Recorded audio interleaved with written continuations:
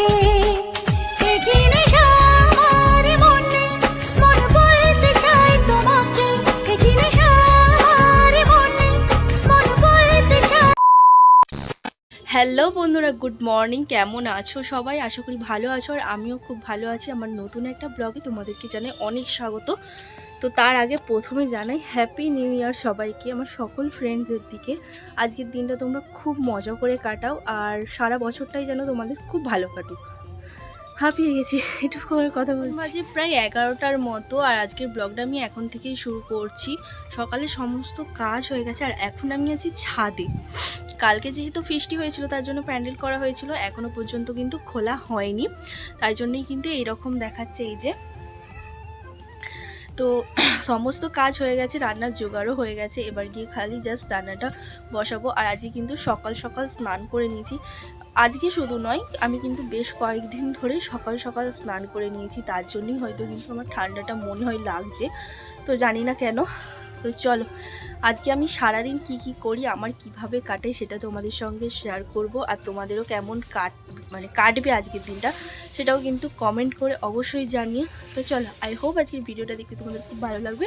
তো ভিডিওটার সঙ্গে এখনও পর্যন্ত হাফ জিনিস কিন্তু নিচে নিয়ে যাওয়া হয়নি, তো একটা একটা করে ধীরে ধীরে নিয়ে যাবো। আর মা এখানেই জামা কাপড় মিলে দিয়েছে, আর আখের রস আসছে, ধরো আখের রস খেতে হবে।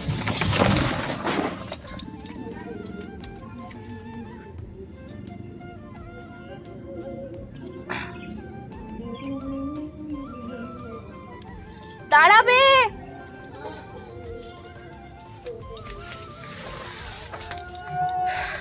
তো চলো আখের রসটা খেয়ে নিই, তারপর তোমাদের সঙ্গে আবার কথা হচ্ছে।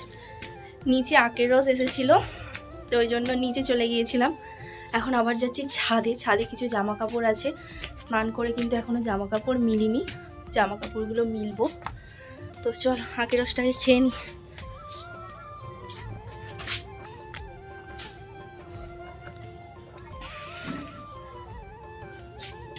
আর এখন শরীরটা এত খারাপ, মানে আমি যদি একটুখানি সিঁড়ি থেকে ওঠা চলা করি প্রচণ্ড পরিমাণে হাঁপিয়ে যাচ্ছি।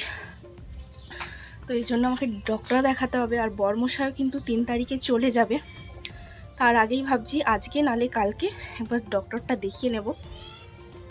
তো চলো পুরো ভিডিওটার সঙ্গে থেকে দেবো। ছাদে জামা কাপড় মিলে চলে এসেছিলাম রান্নাঘরে রান্না করতে, তখনই বর্মশাই হঠাৎ করে ফোন করে বলছে 1 ঘন্টার মধ্যে রান্না করে ছটপট বেরিয়ে পড়ো। তো বর্মশাইকে জিজ্ঞাসা করলাম কোথায় যাব, তো বর্মশাই বলছে আজকে ঘুরতে যাব। ওর জন্য কিন্তু আমি সেই মতো 1 ঘন্টার মধ্যে রান্না করে ছটপট রেডি হয়ে গিয়েছিলাম। তো আমরা এসেছিলাম আমাদেরই কাছের একটা ট্যুরিস্ট স্পট 58 গেট, সেখানে আজকে প্রচণ্ড রকমভাবে ভিড় ছিল। তো ভাইয়েরও যেহেতু আজকে কাজ হয়নি, ওই জন্য কিন্তু ভাইকেও নিয়ে বেরিয়ে পড়েছিলাম, 3 জনে বেরিয়ে পড়েছিলাম। বাড়ি থেকে বেরিয়ে আমরা প্রথমে চলে গিয়েছিলাম 58 গেটের রাসমেলায়। রাসমেলাটা বেশ কিছুদিন হলো বসেছে, এর আগেও কিন্তু দুবার এসে ঘোরা হয়ে গেছে, তখন কিন্তু কোনো চশমা কিনিনি। আসলে একদিন চশমা দোকানে ঢুকেও কিন্তু চশমা না নিয়েই বাড়ি চলে গেছি। তো আজকে কিন্তু বর্মশাইকে বায়না ধরেছি যে আমাকে চশমা কিনে দিতেই হবে। তো সানগ্লাস কিন্তু আমার অলরেডি 2টো আছে, কিন্তু এমনি নর্মাল চশমা মানে কাছে পিঠে পড়ে যাওয়ার জন্য কিন্তু আমার চশমা ছিল না, ওই জন্য কিন্তু বর্মশাইকে বলতে বর্মশাই বলছে ঠিক আছে চলো, ওদিকেই যখন ঘুরতে যাচ্ছি তো ওখান থেকে কিনে নেব। তো 2টো চশমা যে দেখলেন না ট্রাই করলাম, ওই 2টো চশমাই কিন্তু নিয়েছিলাম, একটা বর্মশাইয়ের পছন্দে আর একটা কিন্তু ভাইয়ের পছন্দ। তো রাজমেলা থেকে বেরিয়ে আমরা যাচ্ছিলাম নদীর চরের দিকে, কিন্তু সেদিনকে এতটা পরিমাণে ভিড় তোমরা দেখলেই বুঝতে পারছো। তো গিয়েছিলাম আমরা 1 জানুয়ারিতে। হাফ রাস্তা যাওয়ার পর কিন্তু আমরা আবার ব্যাকে বেরিয়ে চলে এসেছিলাম, পুরো নদীর চরে যেতে পারিনি, কারণ এতটা পরিমাণে ভিড় আর এতটা পরিমাণে গাড়ি ঘোড়ার জ্যাম। তো নদীর চরে যেতে যেতে আমাদের কিন্তু অনেকটাই দুপুর হয়ে যাবে, আবার বেরোতেও কিন্তু অনেকটা লেট হয়ে যাবে। তাই জন্য কিন্তু আমরা পাশের একটা চরে গিয়েছিলাম, সেখানে গিয়ে অনেক ফটো তুলেছি, সেই চরটাও তোমাদের সঙ্গে শেয়ার করব। আর আজকের দিনে এত লোক দেখে মনে হচ্ছিল আমরা বাদে সবাই মনে হয় ফিস্ট করতে চলে এসেছে। তো বর্মশাইকে বলছিলাম যে আমরা এলে কত ভালো হতো বলো তো।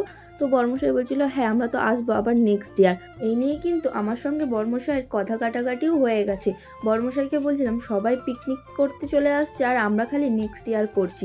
আসলে আমরাও আজকে কিন্তু পিকনিক করতে আসবো বলেছিলাম, কিন্তু লোক পাইনি বলে আর আসা হয়নি। তো যাদের দিকে বলেছিলাম তাদের কিছু অসুবিধা থাকার কারণে তারা কিন্তু আসতে পারেনি। আর দেখছো আমি চশমাটা কিনেই কিন্তু চোখে দিয়ে দিয়েছি। আর এখন আমরা চলে যাচ্ছি পাশের চরে, তো সেখানে গিয়ে কিন্তু কিছু ছবি তুলবো, একটু ঘোরাঘুরি করব।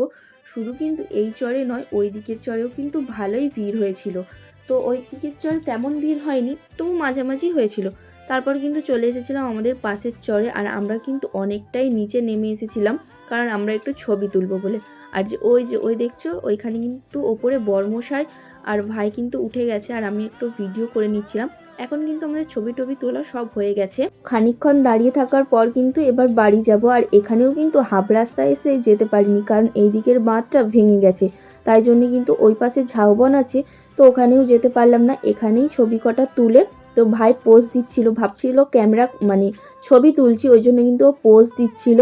তো তাই জন্য কিন্তু একটা ছবি তুলে নিলাম। আর বর্মশাইকে বলছিলাম এবার কোথায় যাব, বর্মশাই বলছে এবার বাড়ি যাব। বাড়ি গিয়ে খাওয়া দাওয়া করে তারপর কিন্তু বিকেলে আবার বেরোবো। ওই যে দেখতে পাচ্ছ, বললাম না বাঁধটা ভেঙে গেছে, তো আগের বর্ষাতে বাঁধটা ভেঙে গিয়েছিল, এখনও কিন্তু সারাই করা হয়নি। তো ওই জন্য ওটাই দেখছিলাম। বর্মশাই বলছিল ওদিকে যাবে, তো ওইদিকে রাস্তাটা এতটাই খারাপ, গাড়ি নিয়ে আর কি যাওয়া যাবে না, আর হেঁটে যেতে গেলে অনেকটা যেতে হবে। ওই জন্য বলছিলাম না এখন আর যাবো না। বাড়ি গিয়ে দুপুরে খাওয়া দাওয়া করে বিকেলের দিকে কিন্তু আবারও একটা জায়গায় যাওয়ার জন্য প্ল্যান হয়েছে, ওই জন্য কিন্তু এখানে বেশি দেরি করলাম না, বাড়ি যাওয়ার জন্য বেরিয়ে পড়লাম। আর এখানে তখন একটা পিকনিক হচ্ছিল, ডিজে গান বাজছিল। তো ভাই আর বর্মশাই বলছিল কিন্তু যে এখানে কি লেবে পড়বো, এখানে 50 টাকা দিয়ে পিকনিক করে চলে যাব। আর ওই দেখো কি বড় একটা জাহাজ দেখালাম। তারপরে কিন্তু বাড়ি গিয়ে খাওয়া দাওয়া করে দুপুরে বিকেল ওই 4:30-র দিক করে কিন্তু আমরা বেরিয়ে পড়েছিলাম বাড়ি থেকে বেনাপুর যাওয়ার উদ্দেশ্যে। দেখো বেনাপুর চলেও এসেছি, সেখানেও কিন্তু এতটা পরিমাণে ভিড় ছিল, মানে বলার আর কথাই ছিল না। তো ওখানেও গিয়ে কিন্তু বেশ কিছুক্ষণ ঘুরেছি, ফটো তুলেছি। এই যে দেখো এতটা পরিমাণে ভিড়, আমি তো বিশ্বাসই করতে পারছি না। খালি মনে হচ্ছিল ওখানে গিয়ে আমি বাদে সবাই পিকনিক করতে চলে এসেছিলো আজকে। তো ভাইকে আর বর্মশাইকে বলছিলাম তোমরাই খালি পিকনিক করতে আসোনি। তো এই দেখো কি পরিমাণে ভিড় হয়েছিল। আমার বাড়ি থেকে বেনাপুর কিন্তু বেশি দূর নয়, বাইকে গেলে 45 মিনিটের রাস্তা। তো বেশ কিছুক্ষণ ঘোরাঘুরি করার পর ছবি তোলার পর এবার কিন্তু বাড়ি যাবো বলে বেরিয়ে পড়েছি। আর তখন একটু সন্ধে হয়ে এসেছিলো, সবাই কিন্তু বাড়ি যাওয়ার জন্য তাড়া ছিল। আর ওই জন্য গেটের মুখটায় এতটা পরিমাণে ভিড় হয়েছিল যে গাড়ির লাইন লেগে গেছিলো, যেমন ট্রাফিক জ্যাম হয় তেমন কিন্তু লাইন লেগে গেছিলো। ওই জন্য ভাইকে বললাম তুমি গাড়িটা বের করিয়ে দাও, আমরা কিন্তু হেঁটে হেঁটে রাস্তা অবধি চলে যাচ্ছি। আর মানে যেখান থেকে গাড়ি বের করবে সেখান থেকে এতটা পরিমাণে খাড়ায় ঢালু, তো গাড়ি তুলতে কিন্তু অনেকটাই অসুবিধা হবে। যখন নামবো তখন কিন্তু ঠিক আছে, আর যখন কিন্তু উঠতে হবে, তো ফাঁকা রাস্তা যদি থাকে তখন কিন্তু উঠতে কোনো অসুবিধা হয় না, আর যখন জ্যাম থাকে তখন কিন্তু উঠতে প্রচণ্ড কষ্ট হয়। ওই যে ভাই গাড়িটা বের করে আনছে, আর এখন কিন্তু আমরা সোজা বাড়ি চলে যাব। বাড়ি আসার সময় কিন্তু চাউমিন কিনে এনেছিলাম সন্ধেবেলা খাবো বলে, সেটাই নিয়ে এখন রুমে চলে এসেছি। তো একা একা খেতে ভালো লাগবে না বলে টিভি চালিয়ে দিয়েছি। আর বড়মশাই কিন্তু বাড়ি এসে একটুখানি চাউমিন খেয়েই চলে গেছে তার বন্ধুদের সঙ্গে দেখা করতে। অনেক দিন পর তার বন্ধুদের সঙ্গে দেখা হচ্ছে, সেই জন্য কিন্তু বন্ধুদের সঙ্গে দেখা করতে চলে গেছে। নিচে মা বাবাকে খেতে দিয়ে আমিও কিন্তু চলে এসেছি রুমে। তো নিচে প্রচণ্ড ঠান্ডা, ওই জন্য কিন্তু রুমে চলে এসেছি। চাউমিনটা খেয়ে যাব নিচে রান্না করতে। আর আজকে রাতে রান্না হবে কিন্তু রুটি আর আলুর ডাল। সন্ধ্যের টিফিন কি এখন চলে এসেছি রান্নাঘরে রাতে রান্না করতে। একদিকে কিন্তু আমি ডাল সেদ্ধটা বসিয়ে দিয়েছি, আর একদিকে কিন্তু তাওয়া বসিয়ে দিয়েছি রুটির জন্য। আর মা কিন্তু নিচে আটা মানে রুটি বেলছে, আর আমি একটা ব্লেন্ডার করে ফেলেছি। আসলে যে কড়া ধোয়ানি জলটা আমি নিচে ফেলতে গিয়ে আমি কিন্তু সব রুটির মধ্যে ফেলে দিয়েছি। তো মায়ের কিন্তু তখন একটা রুটি বেলা হয়েছিল, ওই জন্য কিন্তু একটা রুটি ভিজেছে। ওই দেখো আমি কিন্তু একটু মানে ওই চাদর দিয়ে মুছে নিচ্ছি, তাও কিন্তু জড়িয়ে গিয়েছিল। রুটি করার পর কিন্তু আমি আবার যাব আমাদের এখানে একটা অনুষ্ঠানে। তো আমাদের এখানে আজকে রক্তদান শিবির হচ্ছে, তার উপলক্ষে কিন্তু আজকে অনুষ্ঠান হচ্ছে। আর অনুষ্ঠানে আসবে পৌশালী ব্যানার্জি, গায়িকা পৌশালী ব্যানার্জি, কম বেশি সবাই তাকে চেনো। তো তাকে দেখতে যাব, ওই জন্য কিন্তু তাড়াহুড়ো করে খাবার আর রুটি করে নিচ্ছি। তো যাওয়ার কোনো ইচ্ছা ছিল না, এতটাই পরিমাণে ঠান্ডা পড়েছে বাইরে। তো বরমশাই বলছে অনেক লোক নাকি এসেছে দেখতে পৌশালী ব্যানার্জিকে, তো তুমি কেন ঘরে বসে থাকবে, তুমি মানে একবার আসবে দেখবে আবার চলে যাবে। ওই জন্য কিন্তু তাড়াতাড়ি রান্নাটা করে নিচ্ছিলাম, গিয়ে কিন্তু পৌশালী ব্যানার্জিকে দেখতে যাব বলে। আর আজকে সারাদিনটা কিন্তু আমার চারিদিকে ঘুরেই কাটিয়েছে। তোমাদের কেমন করে কাটিয়েছো তোমরা 1 জানুয়ারিটা অবশ্যই কিন্তু কমেন্ট করে বলো। আর এই যে রুটি করে কিন্তু তারপর চলে এসেছিলাম পৌশালী ব্যানার্জিকে দেখতে। আজকের ভিডিওটা এখানেই শেষ করছি। ভিডিওটা যদি ভালো লেগে থাকে অবশ্যই লাইক কমেন্ট শেয়ার করবেন, আর আমার চ্যানেলটিকে সাবস্ক্রাইব করে রাখবেন। তো আজকের মতো টাটা। তুমি এলো মা মিনার ঘরে, আসিলে হাজার পানি